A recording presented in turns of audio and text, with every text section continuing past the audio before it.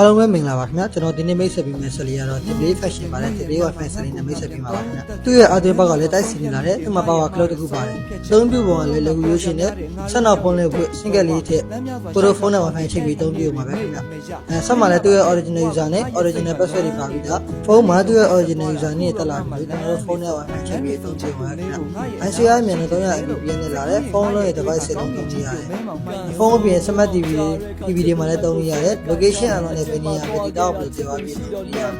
လဲ data ဆင်းကနေရတယ်လူကြီးမျိုးတို့မှာမိတဲ့အတန်မိုင်တဲ့ audio MPG ကတက်တဲ့ signal ထည့်ပြီးသုံးလို့ရပါတယ်ခင်ဗျာဒီဆက်လေးရဲ့အတတကကြတော့သူ့မှာ display fashion ပါတာပြီးတော့ wifi မှာဘယ်နည်းအောင်ချတင်နေရတာစာအသေးစိတ်ကြည့်ရမယ်ပြီးလို့ရှိရင်သူ့မှာ battery power 3000 mAh ပါတာပြီးတော့ပြက်လို့သုံးပဲဆိုတော့6နာရီကျော်9နာရီလောက်တည်သုံးနိုင်ပါတယ်ခင်ဗျာဒီလို line ဆွဲကောင်းတဲ့ဆက်လေးကိုဆက်သွယ်မှာလို့ပါကျွန်တော်ရဲ့ Viber ဖုန်းနံပါတ်3ကိုလေးလုံးရှင်း636ဆက်သွယ်မှာနေပါတယ်ခင်ဗျာနောက်ဗီဒီယိုလေးဆက်ကြည့်ဖို့အတွက်အကောင့်လေးကို like and follow လုပ်ခဲ့ပါဦးခင်ဗျာ